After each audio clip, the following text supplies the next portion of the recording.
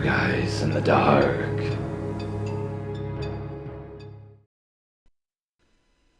I've been a delivery driver for several years, and today is the first day that I legitimately feel ashamed of doing what I do. This story may not seem like a huge deal to some people, since it's probably more of me being socially inept when it comes to a big audience, and being recorded, and not being comfortable with my singing voice. So I may just be overreacting. But I can't shake this feeling of humiliation. Since I was a kid, I've always been pretty shy. Even amongst my closest friends, I'm somewhat quiet, and I am absolutely terrible speaking in front of large crowds.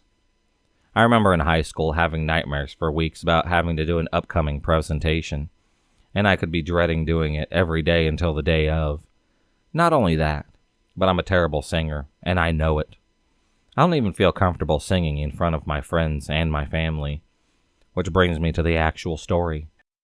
I had a delivery today with a note written in special instructions that said, "Sing a Christmas carol for a tip."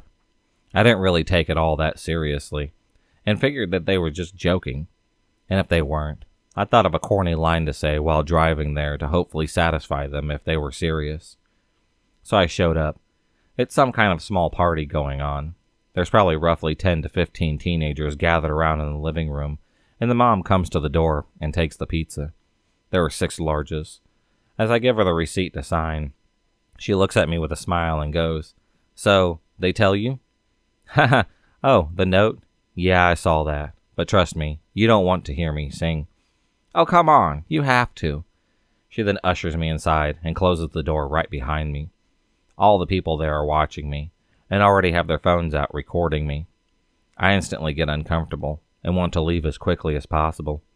An audience is one thing, but being recorded by multiple people will instantly make me feel anxious. "Well, go on, sing." "No, really, I'm a terrible singer. I'm sure that I'll ruin your Christmas." Christmas is still several weeks away. I have no idea why they wanted a carol so bad. "Oh, come on. I'll make it worth your while," she said, as she waved a 20 and a 5 right in front of me. I continued to insist on being a terrible singer and not being comfortable with it, but she kept on pushing. Eventually, I decided to try my corny line and hope that it would satisfy them. So I just said, "Okay, how about a rub-a-dub-dub, I brought you some grub," which was corny as hell, and holy hell, so cringy to say, made me feel instantly more uncomfortable. Obviously, no one had laughed. She went, "No, it has to be a Christmas carol." I insisted more about not wanting to sing, and was starting to get seriously pissed off and uncomfortable that she wasn't taking no for an answer. She kept waving the money right in front of my face to encourage me. So I finally just said, "Look, I'm sorry, but I'm not going to sing for money."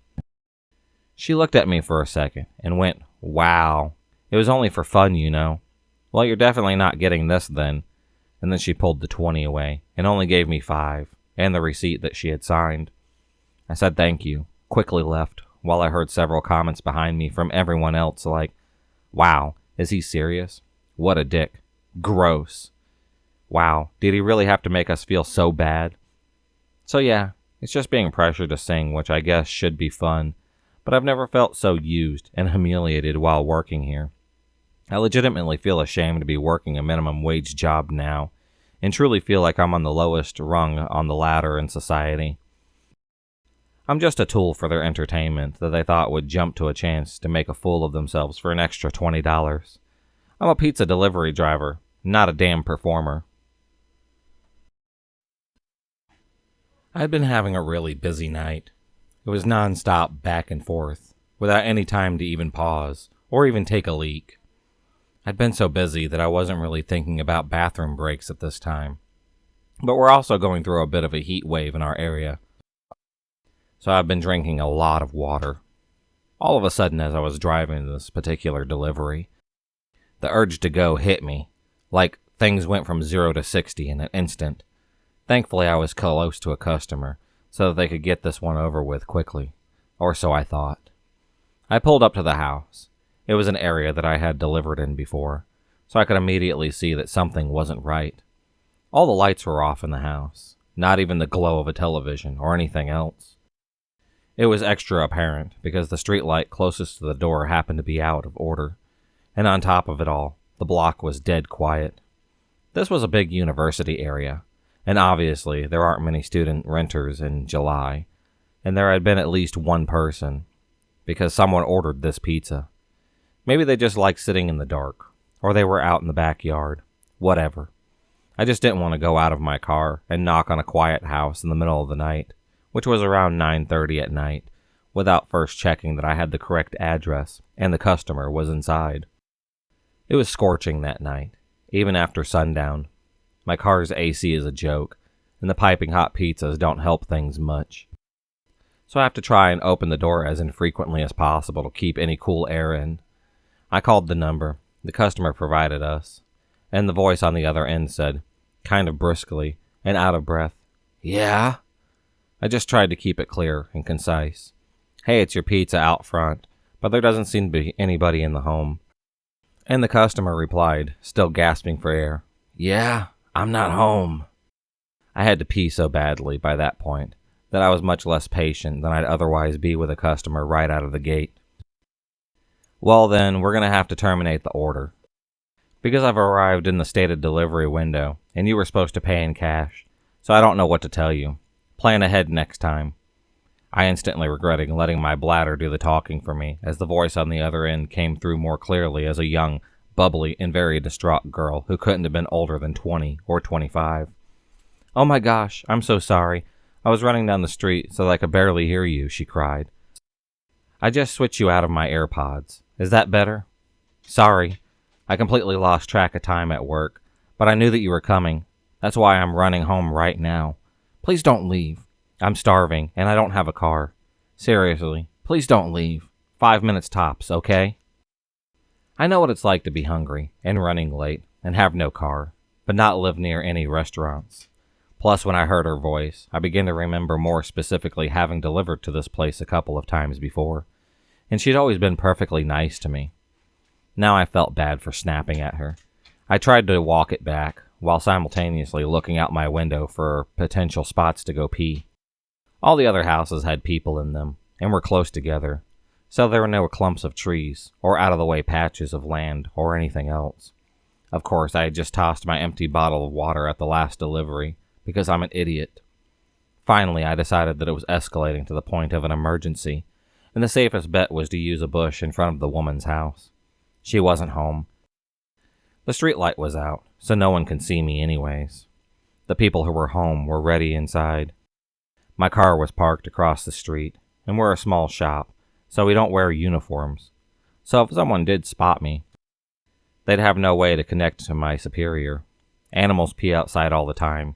Humans are animals. This is just fine. I scurried over to the tallest bush in her front yard. She didn't really have much of a yard anyways. More like a walkway lined with bushes and flowers that ran adjacent to her front door. The biggest cluster of bushes, the only one where I could be sure there would be no visible splatter on the side of the house, was about 4 feet from her door. I looked both ways, unzipped, and then let it fly. After the initial millisecond of relief, I noticed the sound was way off, more like pissing on something solid than something leafy. I started panicking, thinking that I aimed wrong, but once I start, I can't stop midstream. So I kept squinting into the darkness to see if maybe I was hitting a key or rock or something, and could just move a few inches over. Instead, all of a sudden, I heard a way more concerning noise, a deep voice exclaiming, "What the fuck?" And before I could turn around, assuming that I'd been caught by a neighbor, a man came leaping out of the bushes. He blew by me, brushing my golden shower off of him as he did. He spit pretty empathetically at the ground, so I think that I've beamed him right in the face. I didn't see where he went after a few paces. But this next part is kind of a blur. I don't think I remember hearing a car screech out of a bit further away after a moment or so. I'd gotten some night vision by that point, so I was able to make out his height, build, and his outfit, but only the most general details at most. I was in such shock that I didn't even put it away. I just stood there, trying to figure out what had happened. The reality was so terrifying that my mind refused to accept it, and impulsively searched for a reasonable explanation that could make everything okay. I thought, could these bushes lead to some backyard area, and just looked like they were against the house? Could they have been obscuring an open window? My inner voice was desperately screaming, "Bruh, that man was wearing a hoodie in 90-degree weather. That was a bad man. You're in a very bad situation." But the very idea that I was within inches of a guy who could be hiding in a bush at all, let alone in front of a young woman's house at night, just wasn't something that I was ready to grapple with yet. I was coping, but not coping. My fight-or-flight response totally failed me at that point, because my dumb ass did the absolute last thing that I should have done, and approached the bushes to try and validate this. There must have been a good reason for a man in a hoodie to be behind these bushes in the middle of the night kind of theory. So I walked over to the side, turned on my phone's flashlight, and tried to peer around the line of shrubbery. Pro tip: as scary as things may look in the dark, seeing them with a single beam of your flashlight can sometimes make it even worse. That's when I had saw the bag. There was a tattered drawstring bag sitting behind the bushes, slightly splattered with pee, but I was in such a moronic daze from shock that I groped around it, thinking, see, this is it. This will explain why he was back there. It explained it. Once I maneuvered it over and pulled it open, I saw a sharp knife, roll of duct tape, and a bottle of pills. The delusion officially broke at that point, and all the adrenaline, endorphins, and self-preservation instincts that had been suppressed kicked in 10 times over. I became whatever the opposite of dazed is, more laser-focused than I have ever been in my life, with one singular goal: to get back into my car. I dropped the bag, booked it across the street, and got into my car, slammed the pedal to the floor before the door was even all the way closed. I went as far as I could, until I hit a red signal. Then I pulled off to the side, and realized that I shouldn't be driving any more than necessary in the condition that I was in. I pulled into the parking lot of a 24-hour drugstore, took a breath. I was finally calm and coherent enough to zip up and formulate a plan of action. My first lucid thought was, who do I call first, the police or the girl whose house that was? I thought about it for what couldn't have been really more than 10 seconds, but it felt like an hour, and I decided, okay, I'm in my locked car with the engine running. If anything starts, I can just drive away. I know something's up. She might not.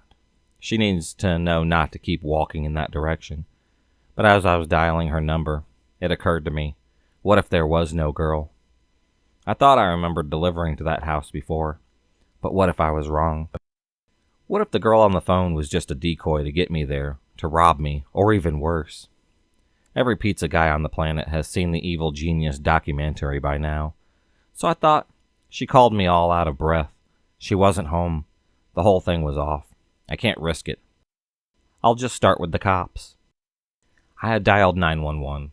The operator was very helpful in keeping me calm, because I was a complete wreck by this point. He kept assuring me that someone would be there very soon. I kept telling them that they had to get there before the girl did, but I was trying to express 3 thoughts at once, and really damaging my own credibility. It came out more as, you've got to save this girl, because he wasn't after me. I was just delivering a pizza. Unless they were after me, in which case there might not be a girl, but I talked to one on the phone. So then you should find that girl, because they used her to lure me there. But if she's real, she doesn't know about this guy, who is also real, and there could be more guys if there's actually a girl. And you know what? Even if there wasn't a girl, there might actually be more guys. I only checked one part of the bushes, so I don't actually know, but we'll know which guy is the one I saw because I pissed all over him. You know, I didn't mean to. This was back when I thought the girl was real, but not home. But she might be real, so you might need to find her, if she is, because the guy was real. Finally, they just asked me to stop talking and stay on the line. But that was when I saw an incoming call from the customer. I couldn't answer it without disrupting my 911 call, so I just ignored it. But then she sent me this text like, "Hey, I'm here. I don't see you." I told 911 that she was there. They said officers were only minutes away, but who knows how long that actually meant. Especially after I'd given such a scattered account of the events in my panic. I just felt overwhelmed with guilt, because my rational mind said the odds of her being a decoy girl for some large scam targeting pizza guys were low, and the odds of her being the intended victim of a predator were very high. So I put my 911 call on mute, and turned back, heart absolutely pounding out of my chest, convulsively muttering, "Fuck," the entire way. Then I took 911 off mute and told them I had returned to look for the girl. They weren't very happy about that, but I saw her walking past the parked cars in the street, looking to see if one was mine. I waved her down, flashing my brights. She bounced on over to the window of my car, happy-go-lucky.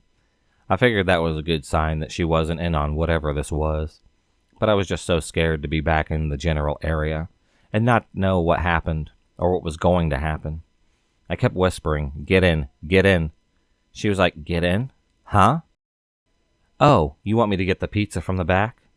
I didn't want to make the same mistake with her that I had made with 911, so instead of trying to tell the whole story, I stuck to the bare basic facts. There was a man in your bushes. I'm on the phone with the police. I don't know where he is right now. Please get in the car so we can lock the doors. I was barely able to get even those sentences out, and I was shaking like I had 10 cups of black coffee. I held up my phone with 911 on the call screen to verify it for her. I thought that was why she got into the car with no further explanation, but it turns out that wasn't entirely it. "Are you still there? Is she with you? Are you safe? Is anyone else there?" 911 kept checking in, not knowing who the third party was that I was talking to. I reassured them, and we drove, more cautiously this time, to a location that 911 instructed us to wait at to speak with the police after they had cleared the area. I didn't actually have to do much after that. The police came pretty soon after. A police car had met us. I gave a statement telling them everything that I observed, and she went to go speak to more officers in more detail than they needed me for. It turns out the reason she got right into the stranger's pizza car without probing any deeper into my stories because she knew who the man was right away from my description. She had an abusive ex-boyfriend who was apparently psychotic enough that he immediately came to mind from hearing, "There's a guy in your bushes." She later called us to thank me and insist on leaving a huge tip. I wasn't there when a call came in, so the kid who answered didn't know whether to refuse or accept the money. The manager had already promised the next time that we see her, we can load her up with enough one-free pie cards to last a lifetime. It was easily the scariest thing that has ever happened to me, on or off the job. I don't get the chance to tell the story very much, because I try to avoid sharing it with anyone who could possibly know the girl, or even know of the event. But I'm still not the same since. Even though I know he didn't have anything to do with me directly, this truly shook me to my core. Be safe out there, guys. Anything can happen. If you enjoyed this video, please subscribe, like, and hit the bell for notifications on future videos, and become a stalker of the night. And I'll see you next time.